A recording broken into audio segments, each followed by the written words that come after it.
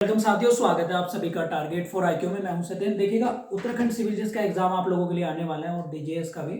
उसमें Indian constitutions में जो अब तक अमेंडमेंट हुए हैं वो बहुत ही ज़्यादा इंपॉर्टेंट है आप लोगों के। और हाल ही में आप लोगों ने देखा होगा, जब से मोदी गवर्नमेंट बनी है तो बहुत सारे अमेंडमेंट जो है कॉन्स्टिट्यूशन में हो चुके हैं। उन्हीं को हम पिछले 4-5 सालों में जो भी अमेंडमेंट हुए उन्हीं पे हम चर्चा करेंगे। और खासकर 100 से हम स्टार्ट करेंगे। 101, 102, 103, 104 और 5 जो अभी हाल ही में हुआ अगस्त 2021 में। ठीक है, आप लोगों को पता ही है, संविधान के आर्टिकल 368 में के द्वारा हम संविधान में परिवर्तन कर सकते हैं, यानी संशोधन कर सकते हैं। केवल बेसिक स्ट्रक्चर थ्योरी का हमें ध्यान रखना पड़ेगा, जो केशवानंद भारती के बाद में 1973 से आप लोगों को पता ही है। अब देखिएगा, सबसे पहले हम बात कर लेते हैं 100वां संविधान संशोधन। तो 100वां संविधान संशोधन क्या था? इसमें सीधी सी बात ये थी, एक्चुअल में 1974 में एक एग्रीमेंट हो गया था कुछ हिस्से, जब 1971 में बांग्लादेश भारत से अलग हुआ था। यदि हम मैप पे देखें तो ये बांग्लादेश है और ये कुछ भारत का पार्ट है इस तरीके का, और ये यहाँ पर है बांग्लादेश। ठीक है, तो इसके कुछ ट्राइबल्स एरिया, क्योंकि यहाँ पर एक डेल्टा बनता है, सुंदरबन डेल्टा, और क्योंकि सारा डेल्टाई प्रदेश है तो यहाँ पर कुछ पार्ट जो हैं भूमि के वो कुछ भारत के अंदर हैं और कुछ बांग्लादेश के भारत के अंदर, और कुछ भारत के पार्ट बांग्लादेश के अंदर थे। तो उनको लेकर जो है पूरी तरीके से सीमा रेखा यानी जो बाउंड्री लाइन है वो निश्चित नहीं हो पाई थी, और ये डिस्प्यूट जो है अब तक चल रहा था। अभी इसमें क्या हुआ, जो 100वां संविधान संशोधन है इसमें मोदी गवर्नमेंट और जो प्रधानमंत्री हैं बांग्लादेश की शेख हसीना, उनको सहमति बनी और एक संसद में एक अमेंडमेंट लाया गया 100वां संविधान संशोधन। इसके अंतर्गत क्या हुआ कि जो पार्ट भारत के अंदर बांग्लादेश के थे, कुछ चिन्हित जगह, उनको इंडिया को दे दिया गया, और जो इंडिया के बांग्लादेश के अंदर थे उन्हें बांग्लादेश को दे दिया गया। ठीक है, इसमें पश्चिम बंगाल, त्रिपुरा, असम और मेघालय, ये इन राज्यों में कुछ क्षेत्र थे छोटे छोटे, उन्हीं को लेकर ये है। ठीक है, तो आप याद रखेंगे, भारत और इंडिया एंड बांग्लादेश के बीच में क्या हुआ, भूमि का हस्तांतरण यानी भूमि लैंड ट्रांसफर की बात की गई थी। ये आप लोग याद रखेंगे। ठीक है, आप लोगों के मन में क्वेश्चन आ रहा होगा कि आर्टिकल 2 और 3 में क्यों नहीं आया, क्योंकि आर्टिकल 2 और 3 में नए राज्य, यानी आर्टिकल 2 क्या कहता है, admission and establishment of state. तो यहाँ पर किसी नए राज्य का गठन नहीं हुआ, नई किसी राज्य की फॉर्मेशन हुई ना। आर्टिकल 3 के 3 किसी राज्य में बाउंड्री चेंज नहीं हुई, किसी राज्य में कुछ नहीं हुआ। तो इसलिए फिर ये इसमें यूज किया गया, क्या यूज, आर्टिकल कौन सा, आर्टिकल 368। ये आप लोग याद रखेंगे। नेक्स्ट इज 101, और इसको तो आप लोग बखूबी जानते ही होंगे। 101 क्या है? अगर हम इसकी बात करें तो इसमें जीएसटी को हम जो है पढ़ेंगे, जीएसटी यानी गुड्स एंड सर्विस टैक्स। 1 जुलाई 2017 से ये लागू हुआ था जीएसटी। और जीएसटी की अगर हम बात करते हैं 1 जुलाई 2017 से, ठीक है, प्रणब मुखर्जी इस टाइम पे राष्ट्रपति थे। और ये आप लोगों को याद रखना है। अब तो ये जो है अप्रत्यक्ष कर है, ये भी आप लोग याद रखेंगे, इनडायरेक्ट। ठीक है, इसके बाद है 102।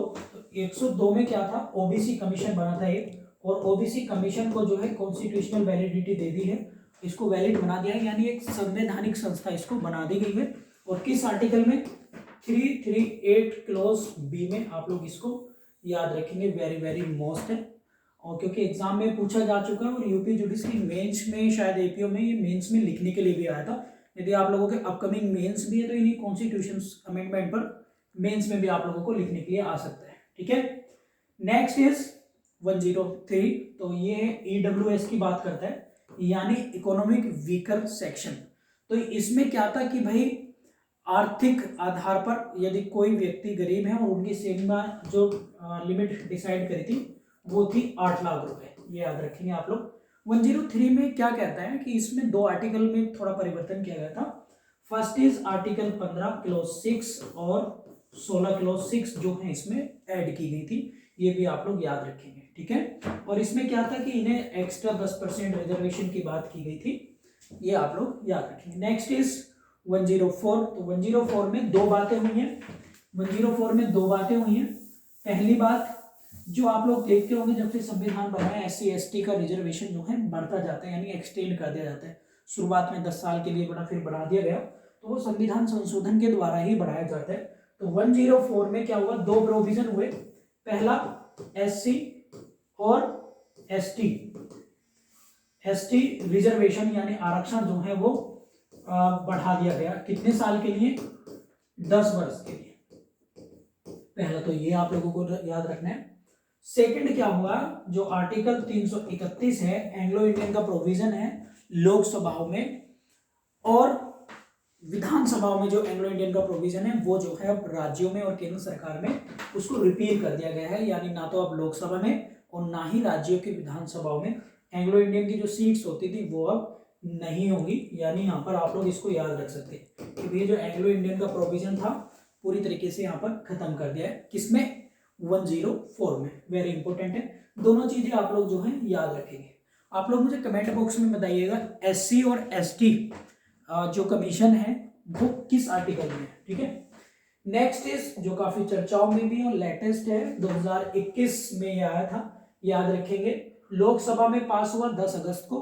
कौन सा, कॉन्स्टिट्यूशन अमेंडमेंट 105 और बिल नंबर था 127, ये याद रखेंगे। यानी विधेयक और अधिनियम।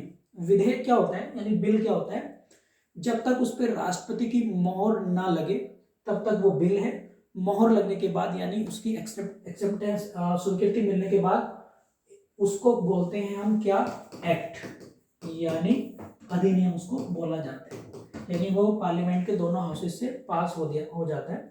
अब देखिएगा इसमें बड़ी मजेदार बात ये है 105 में कि इसमें केंद्र सरकार ने राज्यों को एक अथॉरिटी दी है। वो अथॉरिटी ये दी है कि भाई राज्य अपने जनसंख्या के हिसाब से वहां पर ओबीसी लिस्ट तैयार कर सकते हैं।